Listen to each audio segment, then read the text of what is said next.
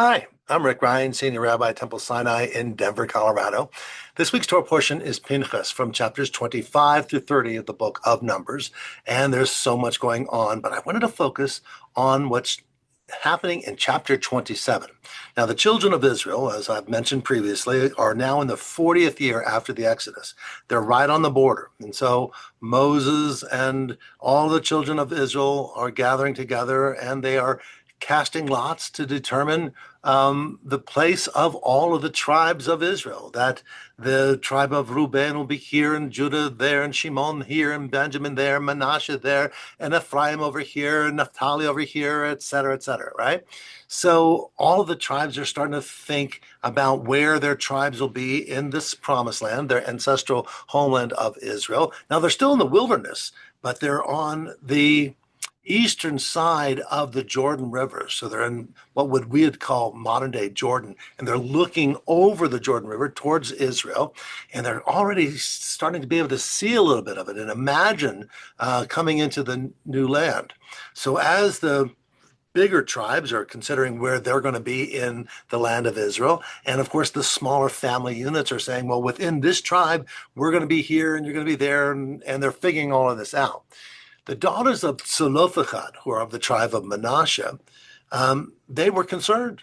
Why? Because their father, Zelophehad, had died and he didn't have sons. And the daughters said, where's our place? Just because our father did not have sons, should our family's lot in the promised land, should that not also be sacred and honored? And what do you have for us, Moses? Now, this was something that was startling. Moses didn't know what to do. It was not considered at the time that women would inherit land. Again, they hadn't been on this land yet. It's in theory. Everything's in theory right now, right? So the daughters said, well, if it's all in theory, let us have a place for the daughters too. And Moses, it says, brought their case before God. Literally, it says, et mishpatan lifnei Adonai. Now, if you look, chapter 27, verse 5 in the Torah, or in a Hebrew Chumash, where you can actually find the Hebrew of it, mishpatan, their legal issue. Moses brought their legal issue before God. Mishpatan is concluding with a nun, which it would, but with a very large nun. It's very, very large. And it's set out from all the rest of the text.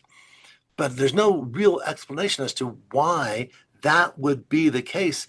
But the commentators would say it is to make sure that we knew that this case, this legal issue of the ownership and the right to inherit for women was brought by the women, that the daughters of Zelophehad said, this is our mishpatan, this is our legal issue. And it was not brought by Moses just for his sake, but by the daughters. And the commentators give great credit for the daughters, saying this is as if this section, this law, this mitzvah was written by the daughters of Israel, specifically the daughters of Zelophehad. Well, God said, yes, of course, the women will be able to inherit the land. It goes on as we continue through the book of Numbers, where the tribes of Manasseh then says, wait a minute, what happens if the daughters of Zelophehad from Manasseh marry some other tribesmen from a different tribe? How is that inheritance going to be? The land from our tribe will then go to that other tribe. So it's an issue that has multiple facets. One is the elevation of women in the Bible to say that we will have the right to inherit, which was a nuance that was totally startling in the ancient world. And the second is that the laws would be under review from generation to generation. So it was then that even after the daughters inherited, the tribe of Manasseh came and said, Moses, well, here's another situation. And there was an evolution, a reforming of the laws of Israel and of Judaism as well, which gives us this understanding of, yes, to make sure that everybody, men and women, people of all gathering, have their rights protected and have their voices heard, that they can bring their legal cases and be given credibility and to be given that sense of seriousness that we will engage them on a very respectful level. And that was the case for the daughters of Zelophehad, but it's also that the status quo is not always sacred, that an issue may be that we have to reconsider the significance and the validity of what had been done, that all of a sudden there's a new sensibility. Women inheriting land, new voices, new concerns, new perspectives. Let's hold off by just thinking of what had been done. Let us think rather of what must be done. Moses did that. He brought the case to God, and God said, yes, what the daughters of Zelophehad said and what they're requesting is right. As we continue on through an election season, and right now it's primaries, and then, of course, this coming weekend, the independence of this country, July 4th, we're celebrating 250 years of independent America.